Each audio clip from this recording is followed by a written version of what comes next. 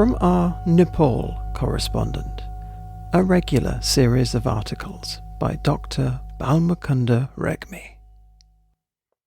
Cooperation for Ecological Protection. A group of nations, China, Russia, Kazakhstan, Kyrgyzstan, Tajikistan and Uzbekistan, established the Shanghai Cooperation Organisation, or SCO, in 2001. India and Pakistan were added in 2017, and Iran in 2022. There are currently 3 observer states: Afghanistan, Belarus, and Mongolia. 3 of the 9 dialogue partners are Nepal, Bangladesh, and Sri Lanka. With these later expansions, the SCO has grown stronger, but it has also lost some of its original strategic ambitions. That is, out of the 8 South Asian Association for Regional Cooperation, or SAARC, members, 6 are involved with the SCO, 2 as members, 1 as an observer, and 3 as dialogue partners. Well, this means that South Asia has great expectations from the SCO, especially from China, the strongest economy among the SCO members.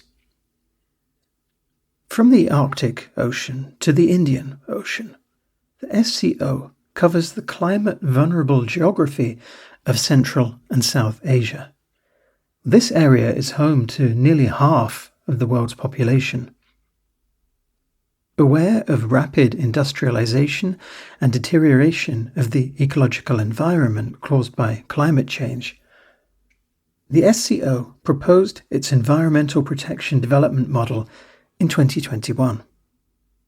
In principle, this model guarantees ecological protection and allows countries to develop economically. The SCO Greenbelt Outline Plan aims to make a practical contribution to the realization of harmonious coexistence between man and nature. The 20th meeting of the Council of Prime Ministers of the SCO member states, held in 2021, approved the action plan for the implementation of the concept of SCO cooperation in the field of environmental protection for a period covering 2022 to 2024. The fields of cooperation include environmental protection, ecological security, minimization of climate change hazards, protection and utilization of biological diversity, and timely exchange of experience and information.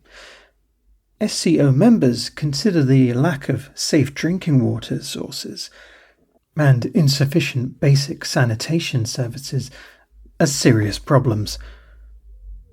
They emphasize active dialogue with international institutions on issues related to attracting investment and financing, implementing environmental protection cooperation plans, introducing new green technologies, and increasing the proportion of the green economy.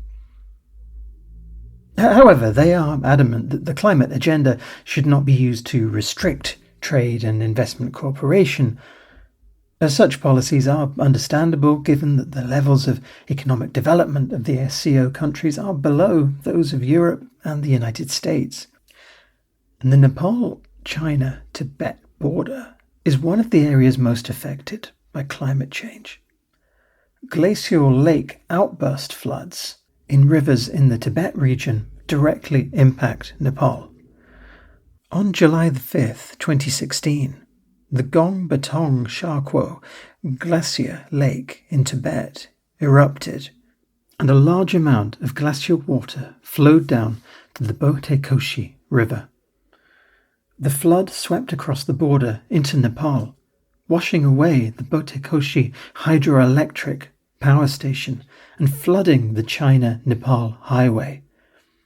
Neither Chinese nor Nepalese authorities promptly informed border residents of the impending danger. Thankfully, there were no casualties. However, there was damage of around $70 million. The International Center for Integrated Mountain Development is currently working with partners in China and Nepal to clarify technical details about where the greatest risks of transboundary glacial lake outbursts exist in the Koshi River Basin, and how to address these issues through an early warning system. Considering that Nepal's hydropower production has already met domestic needs, China's support must focus on replacing petroleum use in industry, transportation, and agriculture with electricity. In addition, batteries used in electric vehicles and other equipment are imported, causing a trade deficit for Nepal. It is hoped that China will provide Nepal with technology and facilities for battery production and environment-friendly disposal. Globally, mankind is facing air, water, and food insecurity. Pakistan, India, Nepal, Bangladesh, and China are facing disasters such as earthquakes, droughts, floods, and landslides. More than 30 million people in Pakistan were affected by floods during the 2022 rainy season alone, and nearly 1,400 people died. Tibet is a major source of water for South Asia.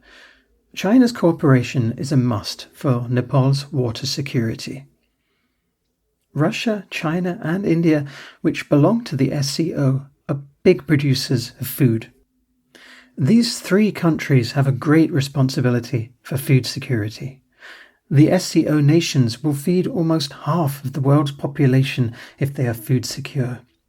It is hoped that these major agricultural countries will cooperate closely with other SCO countries and adopt a policy of mutual openness.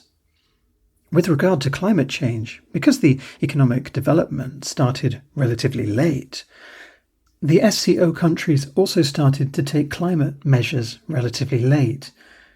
In addition, due to the differences in development levels and resource allocation among SCO countries, they should place different requirements on different countries. There is no disagreement among the SCO countries on environmental protection, sustainable development, and rational use of resources. But for weak countries facing economic hardships, environmental protection measures should not limit their economic construction. Nepal and Pakistan, which are largely non-industrialized, played fewer roles in the ecological deterioration, but they are the countries most affected by the ecological destruction. From the long-term and humanitarian perspectives, the SCO should shoulder the difficulties of weak economies. Respecting and protecting traditional occupations, production modes, and nature's way of life are the fundamental conditions for sustainable development. Material civilization, modern life, and economic construction should be built on the background of cultural traditions.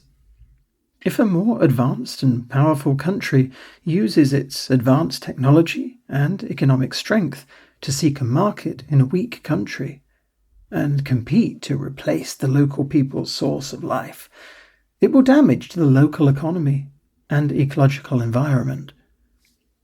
What is needed in today's world full of conflicting interests is mutual support, non-interference, peaceful coexistence. Political boundaries should respect natural boundaries and not interfere with the free movement of animals, water, material, and humans. These will help in regional sustainable development.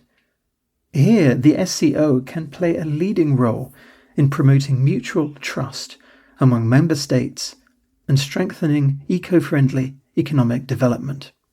Much has been talked about green development and shared ecological responsibility. What we need now is sincere implementation.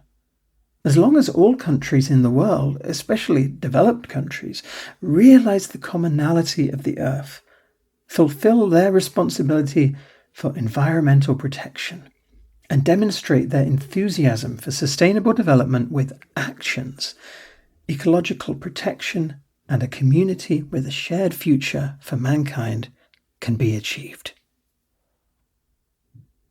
And that's a sentiment I hope we can all get behind. Thank you very much, as ever, to our correspondent, Dr Balmukunda Regmi, from Tribhuvan University, Kathmandu. And you can catch up with the entire series from our Nepal correspondent at our Mixcloud, which is mixcloud.com/bewaretheradio, or via all the major podcast libraries.